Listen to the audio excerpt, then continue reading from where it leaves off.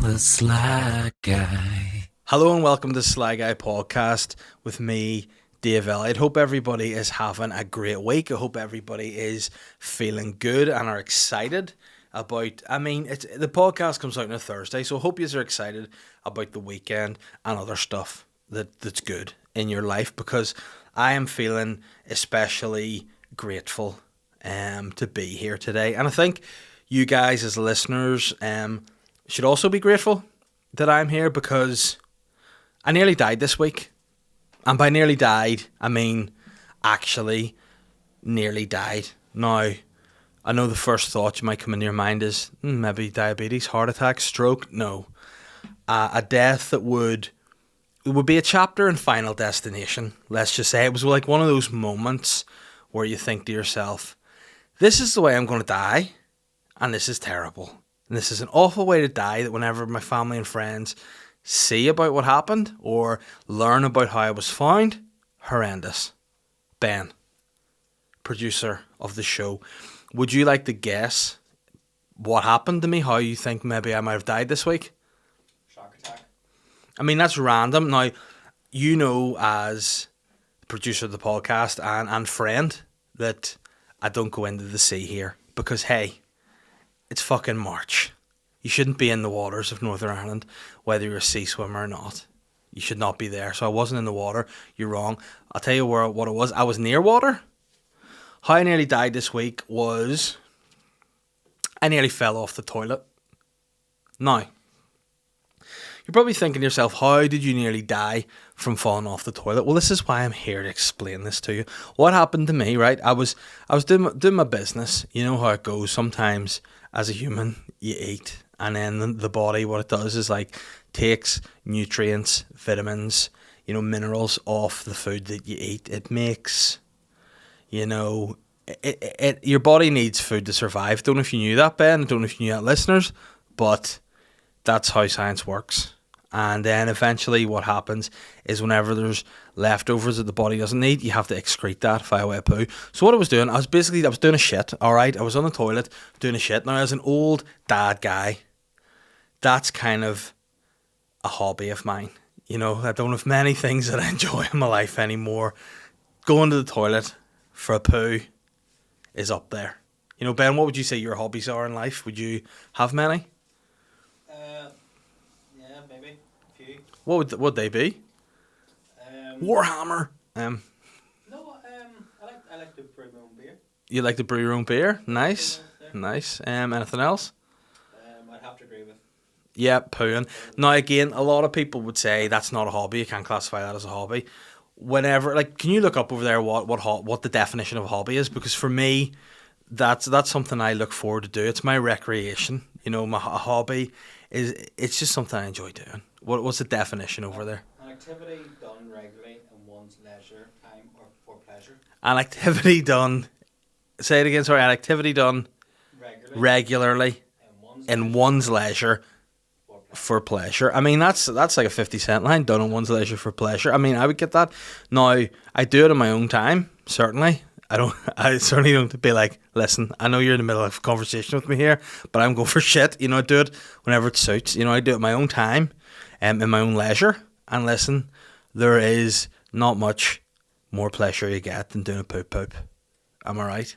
So, I was doing that. That was fine. Now, as it is that sort of seldom time. It's the time I get away from children. My children, not just children. Yeah, so I'm in there. I don't have to look after my kids for, I say 5 minutes. That's very, very generous. I would say probably minimum 15 to 20 minutes. I like to sit on the throne as the king of my domain. So I'm sitting there probably by this stage about, I think it must be 12 minutes. I'm on the pot here. I'm playing a game on my phone. I'm playing like a little flick football game. It's like a game where a lot of fun. I think it's called, I don't know, World Soccer Star. Who knows? One of those names. So I'm there. I'm playing this game on my phone. I'm doing my poo. Then I realise the well's dry. And by the well's dry, I have no more poo to do. I'm done. To be fair, I probably didn't have any more poo to do after about 7 minutes. And then the following 5 minutes were just hobby time, leisure, sitting playing the game. So when I'm sitting there, that's fine. I decide I'm going to wipe. Because, hey, I'm house trained. All right, so when I decide I'm going to wipe, I wipe from the front. You know, a lot of people wipe from the back, but I wipe from the front because when I was younger, I had a couple of things happen to me in the toilet. They say a lot of things that happen as an adult, they're affected by your childhood. Now, what happened to me was I nipped my willy on a toilet seat and I scraped my arm on the toilet seat, wiping from the back. So now I just get a big wide stance, go around the front and do the clean. So this particular time is fine. I go around the front to do a clean, but obviously you can't just delve in there. You need to get up a bit. So I got up almost like into scrummaging position to do so. But what I hadn't realised is in those 12 minutes of me sitting in the toilet, I had just completely given myself pins and needles and 2 dead legs. So when I got up, I hadn't realised I had no control. So I just got up like this and just kept going right over both my head like this. So I nearly went right down, spiked my neck into the ground. That would have been a broken neck, dead. But thankfully, I had the presence of mind to get both my hands out and land on the wall to stop me from falling, spike into the ground. But I was very shaken after the incident. I was very shaken of nearly dying in the toilet. Because then I thought about it. What a horrible way to be found. You know, if I went up like this and down and someone opened the toilet, they'd just basically see my head buried in the ground with my full butt naked shitty arse up in the air. Who knows what would have happened there? There would have been lots of speculation. Anything could have happened.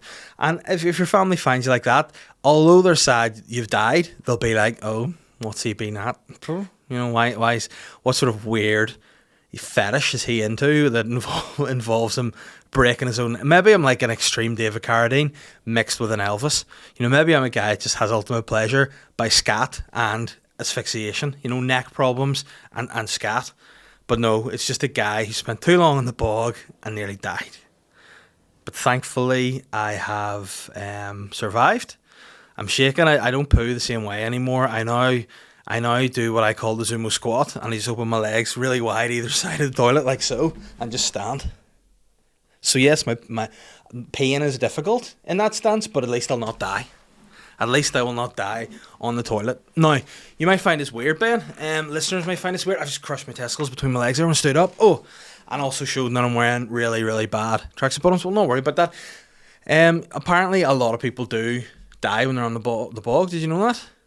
That's a fact. Apparently, the reason why you die on the bog is because when your body's getting ready to die, it says, listen, you're about to die here. Shit. You don't want to just burst full of shit. So that's the thing.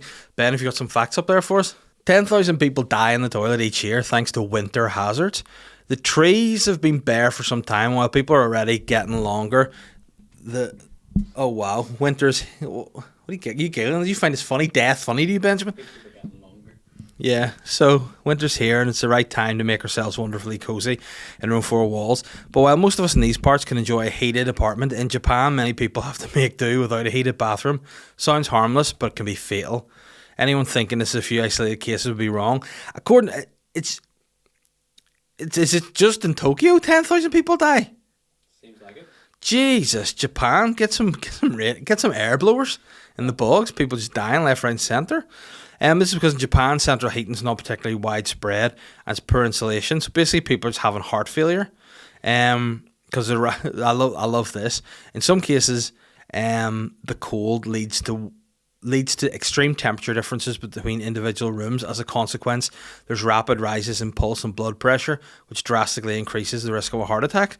So just on the bog, like you'd think Japan would be at the forefront of toilet technology. They're the guys that have like those wee electric toilet seats. That like, I mean, what I used to think it was, I used to think that in Japan they had little toilets whereby like there was like technology that squirted water up your bum and like wiped it. No, have you seen these toilets, Ben? These like technology toilets. What I later found out, it's actually a fella just gets underneath. There's like a wee portal and he kind of like slides under, like he's sliding, you know, like a mechanical doing a wee trolley. He'll just slide underneath. But when you're sitting down, you look down, you're told it's this technology.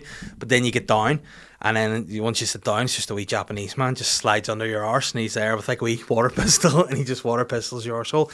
He takes a bit of wet cotton wool, does your anus, and then a wee wet wipe, and just goes round. And then obviously you can't flush a wet wipe, so he just takes it back with him and puts it in his wee tool belt. And on he goes. But apparently in a lot of Japanese places they just don't have the right heat. So what they're trying to say is there's actually a page here for the Japanese people saying how not to die taking a shit. Number one, get a fan heater in the bog. Lots of places have fan heaters, which wouldn't be nice for smell, may I add. Have curtains. I mean, I don't know what that is. They're like, listen, maybe what the Japanese are doing. They're a very polite nation, the Japanese. With my little knowledge of them, I do know this. So what they do is like, if you're going to die in the toilet, close the curtains so people don't see that. Obviously, that's my Welsh impersonation. So you need curtains there, and oh whoa, you should take care to have a healthy diet with high fibre to prevent constipation, because apparently the pushing can cause a heart attack. Wow, that's pretty amazing. I didn't know that. Just goes to show you, lots of people in Japan dying. So there you have it, you know. I'm not the only one. I just thought that was something that, you know, was a one-off freak accident. That was like, I was going to say God, but I don't know if God stars in Final Destination. But I think it was one of those things that I just thought I was hitting my last breath by just falling, spike pile drive, broken neck into the tiles, dead. And as well, I did my particular poo in my dictator bathroom as well, with the the various dictator paraphernalia too. So people would have been like, oh, the guy's died doing some weird sex thing in a room full of dictators with a bust of Stalin. You know, it's a problem. You know, people would be definitely cancelling me after my death, which would be very, very sly all in all. And another thing, speaking of strange cases, pins and needles. Have you ever experienced pins and needles, Ben? Yeah. What that is I think what happens is if you sit in the toilet too long, a little Japanese man slides out from in the wall and sticks little pins and needles in your... That's a lie. I think what happens is you sit too long with certain pressure on your, like, whatever your area is. I don't think, like whether your legs or your arms, the blood and the circulation doesn't, like, hit all the wee nerves and all. So you just get, like, the feeling of, like, tingles and pins and needles in your leg. My wife, she's a nurse. I've said to her before, like, one time recently I was feeding the baby before bed, just sitting giving her a wee bottle, and I'm one leg crossed and one leg down, very like it was, you know, a posh lady riding a horse, you know, just legs over the side feeding the baby. And when I got up to put her in the cot, I just nearly went over because of pins and needles in one leg and couldn't feel my ankles. And my wife, who's a nurse, said that, like, there are so many cases of, like, broken legs, broken ankles, all from pins and needles. So there you have it. We need to maybe start a movement, a protest to raise awareness of the dangers of pins and needles. Now, people are probably going to go, Dave, you should shit for less time. And I'm going to say, listen, physical health is important. Bonds health is important as well. Mental health is important. So if you're looking after your mental health, you need to do your hobbies. So therefore, I need to spend time playing flick football on the bog. All right. But there you have it. Nearly died. So, guys, that's a long introduction. But here, we're going to enjoy the podcast this week because, you know, going forward, I mightn't be here because I'm definitely going to keep shitting, you know, for long times because it's just what I'm all about. You know, I am that kind of guy. I'm the guy that enjoys to have hobbies, to have some fun about his life because I'm an old married dad guy now. And I don't know if you're the same, Ben. Do you find like your general appreciation and enjoyment of life has diminished greatly since you've had kids? Yeah, it's okay. I agree. It's definitely a tough time. And what I like is whenever, as a parent, I chat to other dads or other mums out there that would say, yeah, you know, it's tough. There are moments that you go, ugh, it is. You know, it makes you feel like, oh, thank God, I'm not the one that's I'm just shit at it. You know, other people are like, no, it's tough. That gives you some sort of comfort. Like, do you find that too? That if you were like complaining about maybe looking after the kids or something, or that they're not sleeping or they're doing something, if you know other people are going through it, it's almost like, oh, thank God for that. It's not just me. So I thought, you know, I think I've got a bit of a routine. I think the kids are fine. But I read an article I saw online about Hollywood actor Orlando Bloom and his routine with his kids. And I was completely startled. Initially, I thought it was written by Steve Coogan for Alan Partridge, but then, you know, I was going to say getting to know Orlando, but whenever you sort of read through it, you're like, the guy's not even joking, he is sincere. So I just want to read you through this article. It's called A Day in the Life of, and it's Orlando Bloom, okay? And this is a quote: Orlando wakes up at around 6:30. Now, first thing you do when you wake up in the morning, Ben, what would you say? The very first thing you do when your eyes open in the morning, what do you do? Look at your phone. You know what I do when my eyes open in the morning? They open for a second. I realise I've survived the night. I close my eyes again and I go, for fuck's sake. And then I exasperate. I go, ugh.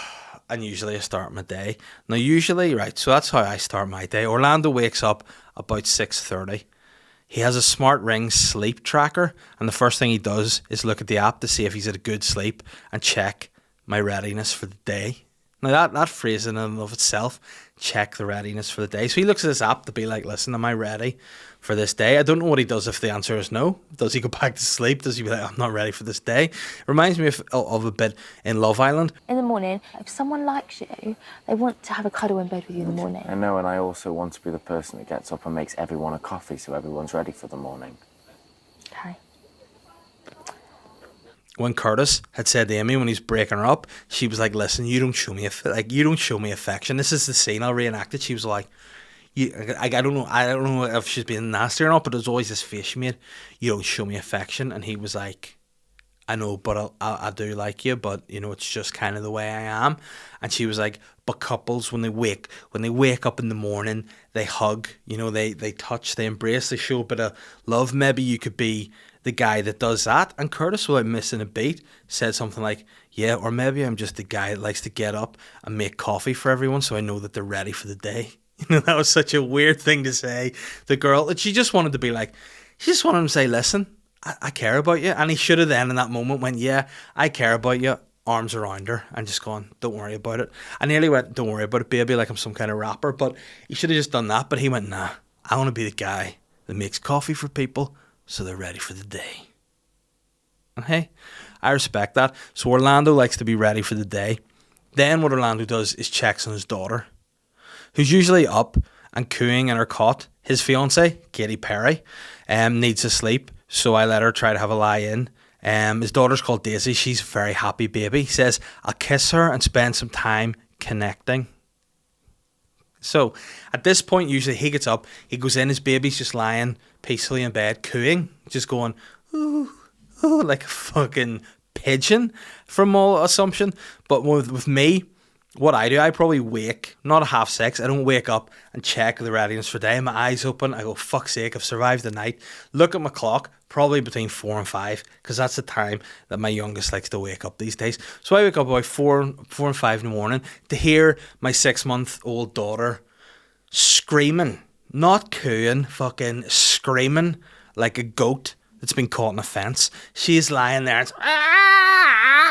and I'm going, what? And then my first motion isn't to go in and connect with her. My first motion is to reach over and feel my wife's pulse, because surely she's fucking heard this noise and would be getting up and going in with her instead of me. But no, just me. So I hear this noise like a screaming like a goat, and I think to myself, right, I need to go to the toilet, because obviously I need a bit of me time before the day starts, because that's my readiness for the day. A little bit of breathe in a fresh air, blow out below. That's what I do. So I go there, I sit in the toilet for about 2 minutes on this occasion. I probably just do a pee. I put my hands on I put my knees on my on my hands on my knees, my elbows on my knees, my hands on my head, and I just do a little. I don't cry. That's fucking exaggerate. Like, I don't cry. I do rub my eyes. I try to get sleep out of my eyes. I sort of intimate like I cry a little bit, and then I just sort of try to get myself off the toilet and go. I psych myself up because I can still hear the screaming. But at this point, I'm like, right, this entangled ibex needs her daddy. So I get up, I go into her, I lift her, and she just screams in my face, full volume.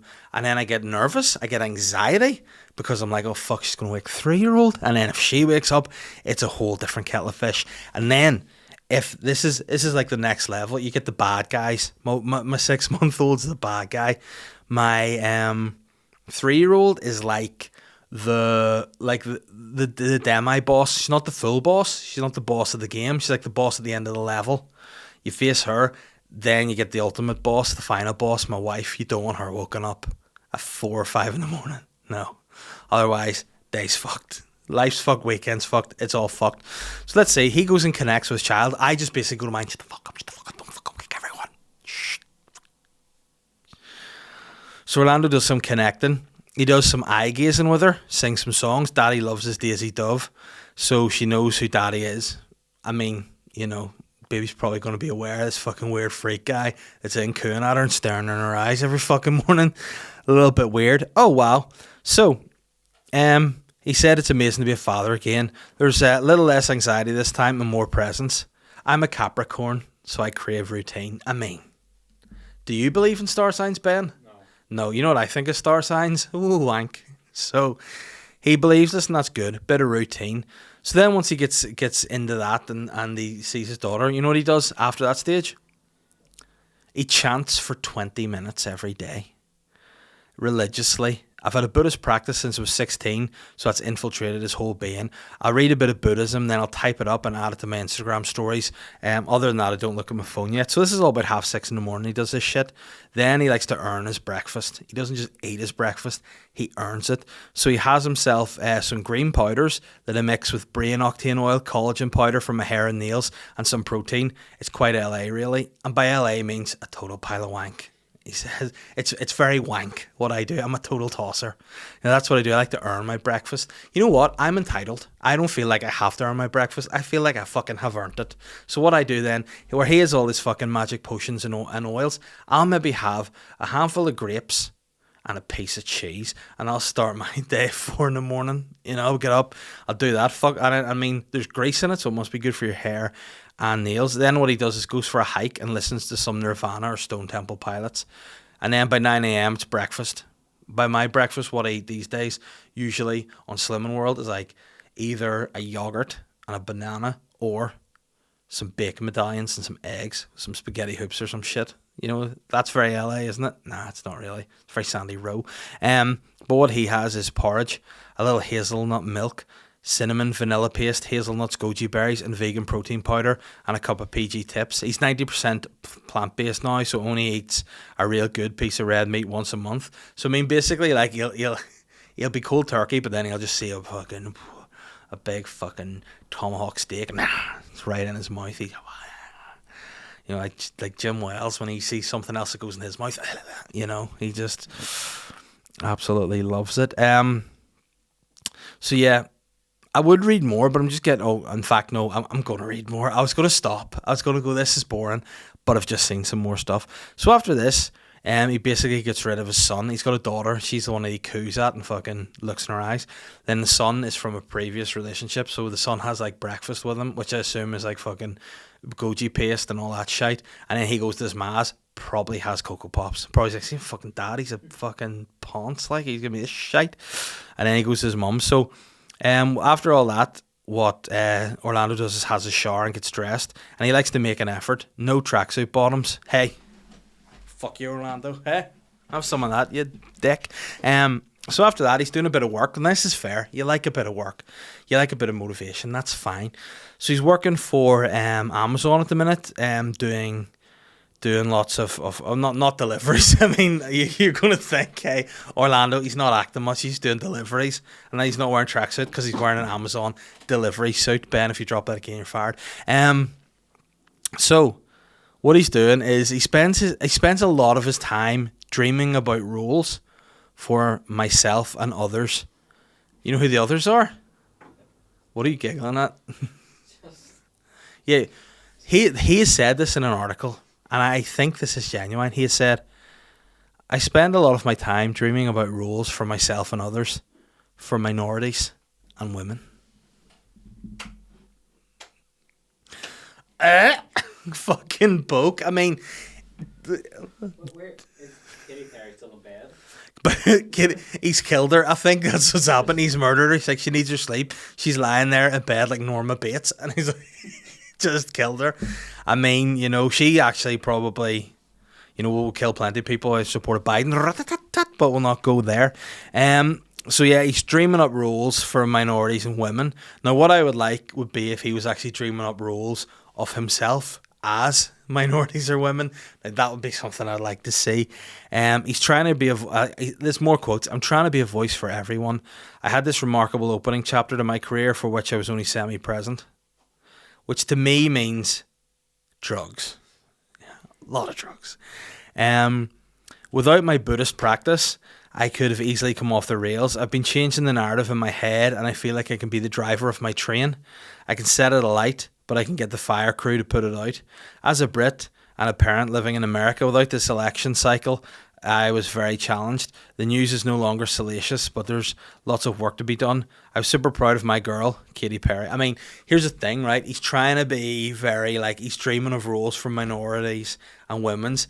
Then he's basically like, yo, my bitch Katy, my girl, you know, I own her. Like, he's trying to be this open-minded guy, and he's like, my possession, not just Katy. We would have got the gist. Katy, I was proud of Katy. My girl. He's a fucking... Yeah, so about her being at Joe Biden's inauguration and obviously celebrating firework and spinning around, pointing to the sky when the fireworks are going off, which is quite funny because that is exactly parallel with what it was like in reverse when Joe Biden was just fucking droning all the Syrians, not giving a fuck, straight in there. 78 or 79, boom, bye. So he's proud of that. So after that, lunch, believe it or not, mostly plant-based again. Vegetables or a stew. I cook at times, but otherwise there's a team of people. I mean, the guy, he's just one of us. You know, he's just one of us. Usually there's a team of people. Ironically, it's the wee Japanese guy that lives in his toilet, comes out and cooks as well. Hopefully washes his hands correctly before that. Then he'll have a Zoom call and read scripts. During COVID, I started building Lego again. I mean, I love that flip. And I dip in and out while I work. I mostly build cars and find the methodical nature of creating little things makes me feel like I'm achieving something else. So what did you do with your day? Like, imagine Katy Perry comes in from a day just being Katy Perry. I don't know what she does during COVID. Comes in the house and is like, yo, Orlando, what'd you get up to today? And he's like, well, I imagined a woman, like, I imagined a woman getting the Best Actor award at the Oscars. I imagined the Japanese slaves who live in the toilets cleaning bums. They got freed. I was, in my mind, the Abraham Lincoln of the Japanese toilet people. I imagined I was the Abraham Lincoln of the Japanese toilet people. They were freed. And it was amazing. She's like, did you manifest this? Or was just, no, I just thought about it. It's not going to happen. Obviously, it's bullshit. So then what was the actual real thing you achieved in your day, Orlando? He's like, oh, I built this fucking fire engine out of Legos. It's like, okay. But then, I mean, the wording of this just gets better and better. So he builds a couple of Legos. You build a few Legos, mates? Aye. So he builds a few Legos. And then, and this is actually this is a quote. Okay, he finishes his Legos and then he says, "I feel like I'm achieving something else." And then he goes, "It's like fucking Ron Burgundy." Hold on. Then he goes, "Then I'll do some heavy weights for an hour or something to exhaust me." It's like, so he's sitting there with these three Legos. And he's like, oh, for a full hour, like an hour of heavy weights until he's exhausted. So then what happens? Katy Perry just finds him in the gym and carries him to bed. She's like, you really are fuckwit. All this fucking shit you've done all day, you've just done some RDLs and deadlifts, and you're like fucked for bed. So he's exhausted, and now everything he has done in this day so far has been him. He's like, I eat my vegetables, I drink my protein, I look after my hair and nails, I play with my Legos, I imagine a better world for black people and women. And then at the very tail end, after he's exhausted from doing an hour of heavy weights, he goes, we put the baby to bed, which means he just lies there flabbergasted, and Katy Perry then puts their baby to bed. And then after the baby's in bed, it's dinner time. And believe it or not, he doesn't say what he has for dinner. I'm guessing probably more vegetables. Then he'll watch a movie or a documentary for work. I aim to get to bed by 11. If I get 8 hours sleep, I'm happy. And so is my sleep tracker. Which, believe it or not, he gets on like the sleep trackers, like a Fitbit or a watch or something. It's actually another Japanese man that sits with a clock in his room and just times him. Just, you know, every time it goes a full minute, he takes a wee clock. And he likes to finish off with a wee bit of advice for people to enjoy. He says, time is so precious. I was always giving my time to other people before. Now I have space to dream for myself. Orlando Bloom, What a guy. Now, what I would like to find out would be like that was just entirely banter for him, and he was so fucking bored during COVID that he was like, here, what? And he'd be like, listen, I do all this shit, you know. Now I have space to dream, you know. What a guy. What do you make of that, Ben? Have you heard of this story before? Did you see this before? No, but he basically wakes his child up, stares at it for a while, Yeah. and that's all he does. Yeah. Takes it to bed. Yeah, so he wakes it up, he gazes in its eyes and coos at it. It fucks it in bed, goes and eats weird shit, dreams about minorities and women, and then exhausts himself in the gym. What I have ascertained from that is that Orlando Bloom needs to go to therapy. I think COVID's fucked him. You know, you need to go get on a horse and go to Middle Earth, or get on the phone to Johnny Depp and just pretend you're a pirate again, because your bonce is gone, your brain's fried, you've fried the goose, your head's in the shed.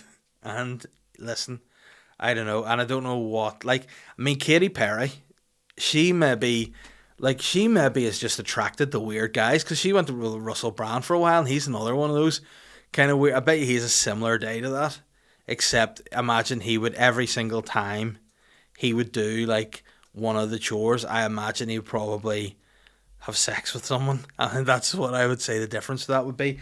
Whereas Orlando all day is just pumping heavy weights. And did you see the time that he went on like a surfboard with Katy Perry?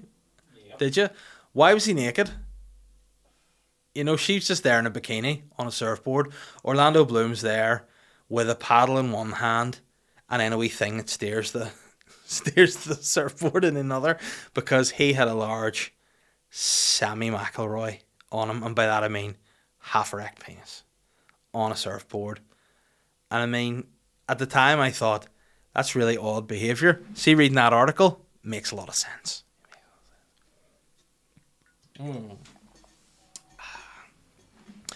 Speaking of weird guys, actually, just to segue off Orlando Bloom to last week's chat, Jim Wells still blocked on his Twitter. I don't know what's been going on there.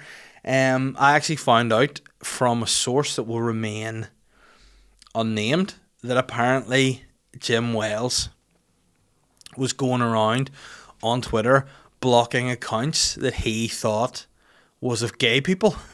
So, I mean, he's maybe come across my account, said the actress to the bishop, and seen that I was wearing a peach hooded top and went, nah, gay, blocked. Either that, or it's been my complete regular references to him in any sort of hateful manner. But listen, what I want to say is, if anyone's out there, maybe you're Jim Wells' like girlfriend or something, or like mate, I mean, that's one thing I don't think a lot of people would come out as is a mate of Jim Wells. Imagine you're like, oh fuck, Dave, shut up, he's my mate. You know, if you're a mate with Jim Wells, let me know. I'd love to get him on the podcast to chat. You know, we could do a Zoom. I could ring him. He could come here in person, except I wouldn't want him to know where the studio is, because, you know, it might be a bit awkward. So, I don't know what the deal is. What, Ben, as producer of the show, have you got to the bottom as to why Jim Wells might have blocked me? No. I just think he thinks I'm gay. You know, and I mean, I don't want to say Jim Wells doesn't like gay people, but if he's going around blocking gay guys, you know, I can speak on behalf of gay guys now that, you guys, Jim, unblock, get hope in your heart, forgive, and we'll move on. But we'll keep updating this every week until we get to the bottom of why I'm actually blocked by Jim Wells. I mean, it's enjoyable, but also really strange. I didn't know he knew I existed in any way, but he does, clearly. And it's pretty enjoyable. Speaking of pretty enjoyable, again, last week we put a wee post up about Ulster Hall. Tickets are selling really nicely still. 1 week later, we've shifted more. So if you want to come to my Ulster Hall show, get your tickets, go to my social media. You get the link there. It's on all of my bios and whatever else. Get them via Ticketmaster or the Ulster Hall website. They're selling well. I'm actually going to Ulster Hall next week to do like a wee bit of promo for it.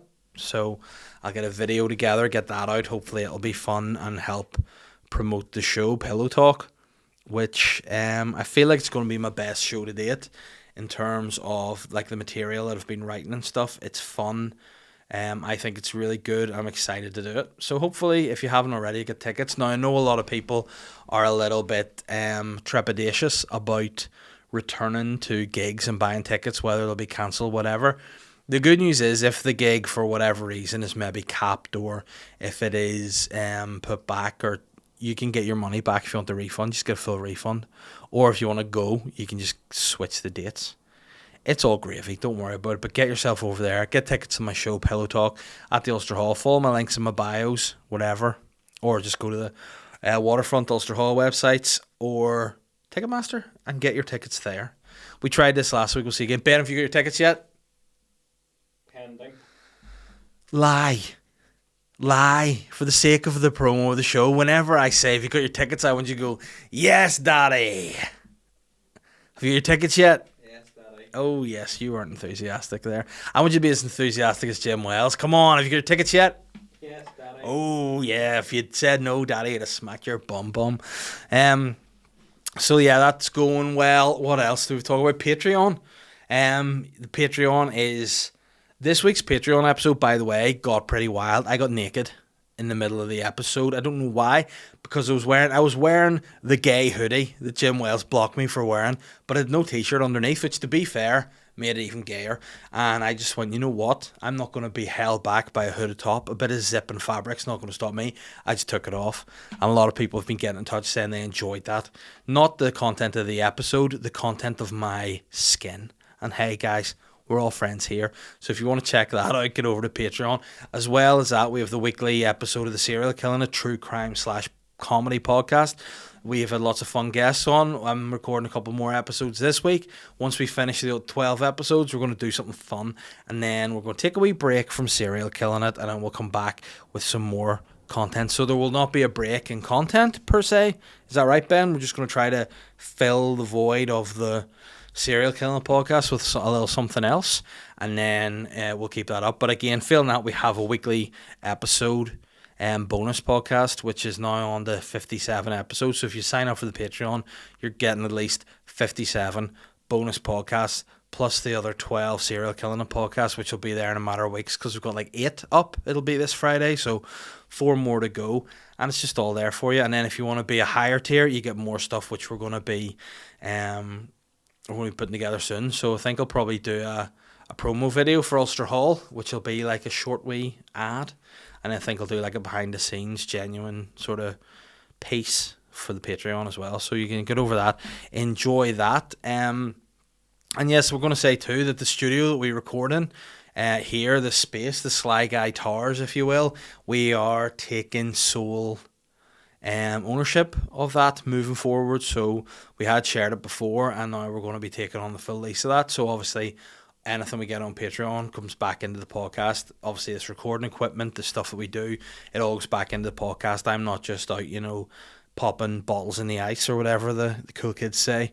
But he might be. I don't know what he's doing with his cut, but he could be for all we know. But I'm not. I'm putting back into the podcast. So again, just so you know, if you're supporting the Patreon, you're supporting the podcast, and we can hopefully grow. Again, Ben has said that now we've got the space to ourselves. He's going to look at the background and maybe try something a little bit different. Maybe get some lights on. Who knows? What do you see being there, Ben? And don't say glory hole, because I know that's what we've been pitching for, is a glory hole in here, and I said no.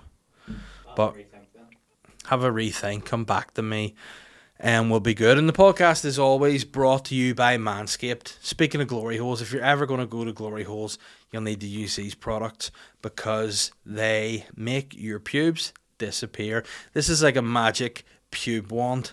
If you want to be like fucking David Copperfield, or David Copperfield when you get this off, you can use Manscaped's products. And Manscaped have released the Perfect Package 3.0, which is all the right tools for the job. As I said before, if the job is shaving your balls and cock, because if the job that you wanted to do was some sort of, like, if you were a pediatric doctor, it would be weird for you to just come in to do your job with a pubic hair shaver. It'd be very inappropriate as well as strange. But listen, that's what they have. They are masters of pubic maintenance.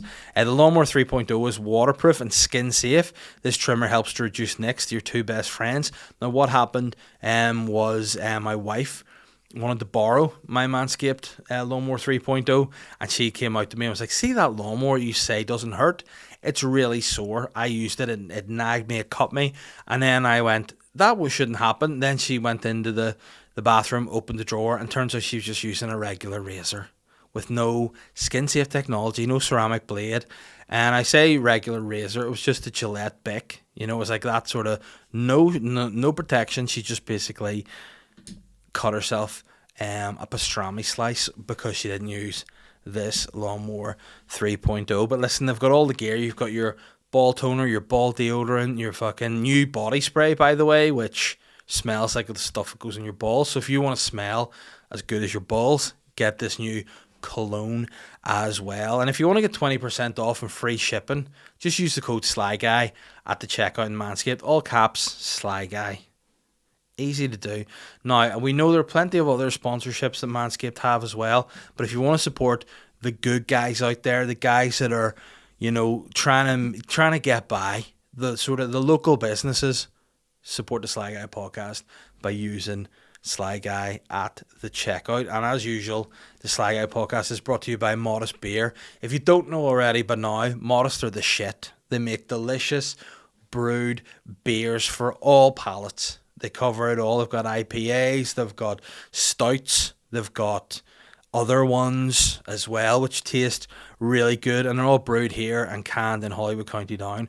And we all know, we've said it before, Modest are on a journey with one goal in mind. It's to improve an already brilliant local craft beer scene. Not to revolutionise it. They're not going to be these wankers like, we're going to change the... No, they just want to make it better. If you want to check out more, check out them on social media across all platforms at Modest Beer, or go to their website, www.modestbeer.co.uk for more. Okay? Ben, how long have I been talking for? Just over 40? You didn't seem too sure. Because we had that big bell at the beginning. And you were talking. I mean, I think that's the entire gist of what the entire podcast is, just me talking. Anyway, listeners' questions. Owen Kelly has said, "Hola, Davey." Not so much a question, just a comment. Oh no. I saw the thumbnail of you on the Patreon podcast. Talk about Trap City. Stay hench. Listen, I've been lifting weights. Much like Orlando Bloom, I've been taking myself into my garage for an hour at a time, just doing shoulders for the last wee while. So yeah, my shoulders look pretty ripped in that. I mean, I didn't think that was going to happen on the Patreon podcast. I was trying to keep everything under wraps until a grand reveal, which would be a full naked experience for the patrons at the end of my diet and training. But you know, unfortunately, I lost the run on myself. I got excited. I had a few Percy Pigs during the day. My sugar levels were high, and I took my jacket off. I'm sorry, but I'm glad you appreciated the physique, and as I'm sure one bodybuilding fan to another. Thank you. Naomi has come back again this week with more quality. She's said this. She's just used the term. I don't know what this is about yet. She said people who use the term sexcapades need through in the bin with the sea swimmers. Now, I don't imagine. I know escapades is what I think that's supposed to be. But does S rhyme with sex? I don't think so. Let's see the story to see what. Oh no, it is about. Obviously, it's on the Daily Mail, so there are ads. Fuck off, Daily Mail. Angry neighbours sends very graphic letter to unit residents. I mean, I don't know if that's just really jack guys or just, like I'd say, apartment residents, not unit. Demanding they stop noisy late-night sexcapades, finishing with a bizarre plea for understanding. Oh, terrific. Fed up, sleep-deprived resident, dubbed Karen, shocking, has left a furious letter to her new neighbours demanding they keep it down when getting intimate. Oh yes, now here's the letter. I mean, 2nd of March 2021, so this is pretty new shit. Dear noisy neighbours, to all the new neighbours who have moved in, located at the back of the units, right above the laundry and closet to the car park / clothesline, too much detail. Simply just say to the new neighbours that moved in, to the new neighbours that moved in that are living perpendicular to the back ice machine. It's just above the drinks machines, and also the dispensers of potato, cheese and onion crisps. Only cheese and onion, not vinegar at all. Also slightly above where the cars park, especially the electric cars, because there's an electric carport just there to the left of the bins. Only the recycling bins, not the regular waste bins, because that would be stupid. The compost is entirely a different part of the unit than the front part of the building, which is difficult at the best of times whenever you're trying to separate your trash. You have a bit of a long walk whenever you're bringing, your old food waste around to the compost bin, when you just want to put your old milk bottles into a bin, and then also maybe just a dirty tissue where you're blowing your nose into the other bin. But we're sort of splitting hairs here. But those guys that have moved there, they're perpendicular to the remaining part of the units at the south side facing wall of the apartments. Please be aware, I'm talking to you, okay? Just literally say new neighbours. Your walls are paper thin, all in capitals, means business. Apart from your noisy daily life and chats / music at the door of your bedroom, ... Oh no, you know it's trouble when there's a triple dots. We were woken up this morning at around 12:30 a.m, mortified, drifting from what we thought is a nightmare into reality by the sounds of, and it's blurred out here. Can you find out what that is? Is it in the original? I'm going to have to get this. Naomi sent us a link. It doesn't work. Naomi, you're sacked. But I need to see this. To the loud sound of... Is this going to be blurred out here too, Ben? What do you reckon?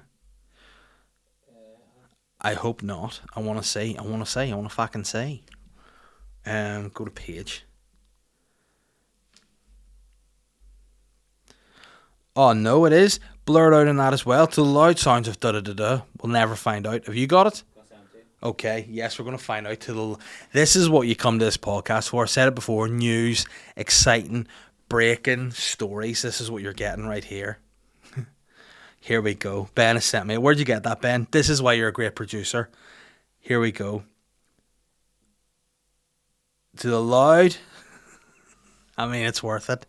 Mortified, drifting from what we thought was a nightmare into reality, with the sounds of doggy-style body clapping, sounding sex, with loud moaning and groaning. Wow. What a position that is. They were at it last night with the bloody doggy-style body clapping, sounding sex. Not just the regular, ooh, how's your father sex, but the bloody doggy-style body clapping type, which you know fine well is this sound. And now it's slightly different because that's just hands clapping, so that would indicate that it's just, body on body. But you got the wee bit of as well, the ball swinging too, so that's exciting as well.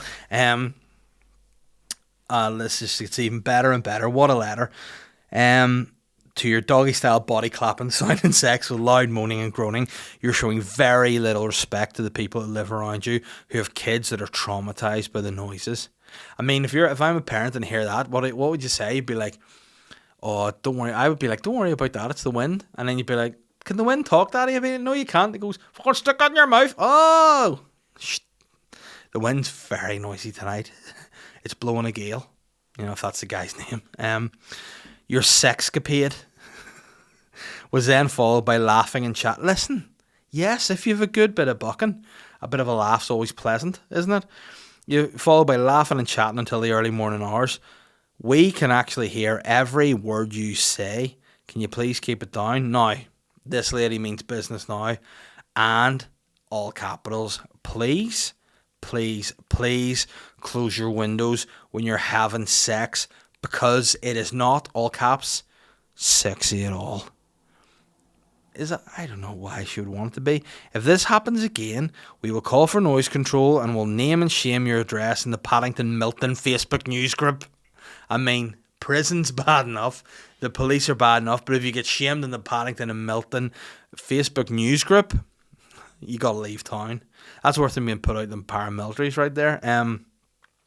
People also note that when you can have the door open to your bedroom, the people using the pathway can see everything in the shower, like the previous neighbours learned the embarrassing way. So this guy's like listening, he's a voyeur by all sounds of things. Oh wow. Hold on. Like the previous neighbours learned an embarrassing way. There are recovering sex and porn addicts living in the flats next to you who'd appreciate you keep any nudity and sexcapades private like normal, respectful people do. Thanks in advance. Your sex-deprived neighbours. I think would be P.S. Also porn-addicted, sex-freak neighbours. That is a great story. I think sexcapades... I'm now on board with sexcapades. I know, Naomi, you said that people should go into the sea with the sea swimmers of sex. I think what we need to do is start embracing sexcapades. You know, Ben, would you be keen on exploring the world of sexcapades? That could maybe be Patreon content we could do. You know, we'll find out what sexcapades people get up to in Northern Ireland. Andy Lee said, "Hey Dave, podcast question for you. With the centenary of our wee country coming up, how surprised are you that there's infighting over how to commemorate that between our politicians?" I mean, am I surprised? No, our politicians are so forward thinking and so collaborative normally that I actually am startled to hear that there's a problem celebrating the centenary of Northern Ireland. Also, what are your favourite crisps, both for out of the bag snacking and in a sandwich? Well, potato, cheese and onion have to go into the sandwich, I think. If you're eating out of the bag, I quite like those hunky dories, the buffalo flavour. Like, I've never licked the buffalo before, so I don't know if they're authentic, but I do like the flavour. Jamie Lee McAllister said, "Hey Dave, apparently people think it's okay to bedazzle their dog's ball bags with which glitter is with glitter. Is this something you would consider doing on your next pooch?" And Ben, can you get that photo up, please, for people of just the dog's ball bags dipped in glitter? I think some people need help. I think some people need sectioned. I think some people need put away for their own health and safety, or the health and safety of their pets. But what you might find startling, I actually heard that people do put glitter on their dog's testicles, and it's actually done by little Japanese men who have glitter pens. It's not just, regular glitter, it's glitter pens, and they slide out when the dogs are asleep out of the walls and just paint their private parts. I was going to say, I mean, it's entirely racist to me to say so. I was going to say they're like the Viet Cong, but that's Vietnam, not Japanese. So I was going to make the reference and call them the Viet Dong, because they come in and paint your dick when you're asleep. Again, racist. Apologies. I know the difference between Vietnam and Japan. I'm sorry. But would I do that to my dog? No, but I would. I mean, I always believe do unto others as you do unto yourself. So I may first dip my own ball bag in Pritt Stick and then just drag it across some glitter and see how that looks. And, maybe if you want to see that, you can get onto the Patreon, and Ben and I can add that to our Sexcapades adventure. Daniel McTurnan has said, "Worst fart you've done this week." Now, I don't want to say this week. I want to go back a week and say that the worst fart I did last week was whenever I was doing the radio show. I thought I did a fart and I thought I followed through, and it's on camera, and I don't know if it's been found by the producer, but it was like this. I was smiling like this, and then I did a wee sneaky fart, and I was like, that moment of, have I, as a 34-year-old adult man, just shit myself? Thankfully, I didn't, but it was just before the news, so I did go and check. Didn't sit in the toilet too long, I got pins and needles, but that's neither here nor there. Speaking of which, by the way, have I spoken about the rave lockdown at all? No, I meant to speak about it, but I haven't, because we were talking about pins and needles, and we were talking about Orlando Bloom's Day, which is much more important. But we did a version of the rave lockdown on TV on St. Patrick's Night, and it was, first of all, a lot of fun to film. It was a lot of fun to do. It was a lot of fun to be part of. Obviously, when we do the show on radio, we love it. And we were approached and asked would we do it on TV. Initially, we thought it was banter. We were like, obviously they're joking, serious. And once the ideas kind of worked and we figured out a way to do it, we were all for it, and we thought it was a load of fun. So yeah, thanks to everybody that watched, and thanks to everybody who spread the word of it. It seems to have been received really well. Everyone we worked with on the shoot were great. The production team, the cameramen, the sound guys, the producers. It was just brilliant. And thanks to everyone that enjoyed it, and hopefully there will be more. Although there's only 2 weeks left of the radio show, then it's done. I don't know what's going to happen after that. We'll have to, cross that bridge when we get to it. Phil says, "Bon dia, Chico. Elon Musk recently changed his job title at Tesla to King, or Techno King." That's could be a DJ name I could use. That's the worst banter ever, apologies. If you could give yourself a title, what would it be, other than the King of the Mountain or Mr. Vistanova, of course? Well, I am the physique guy, the King of the Mountain. I'm Mr. Vistanova. I am, any other nicknames spring to mind, Ben? No? Papa Bear, I get quite a bit. But if I were to give myself a title, what would it be? I would say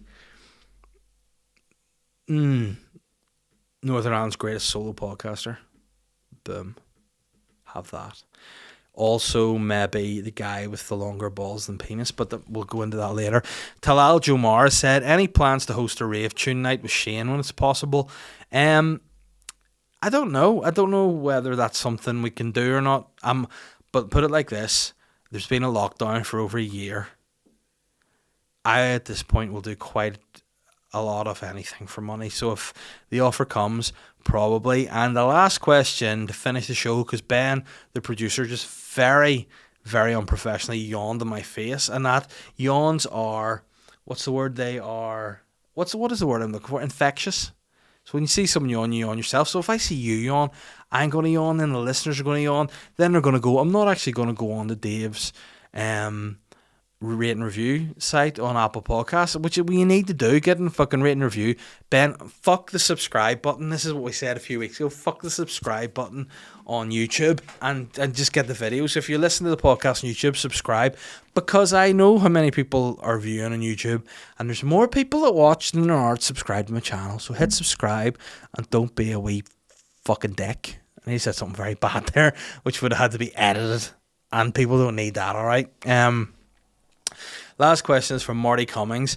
He said, if a toy company were to make you into an action figure, what 3 items would be your accessories? It's a very good question. If I was being made, I would like to be made into a podcast action figure.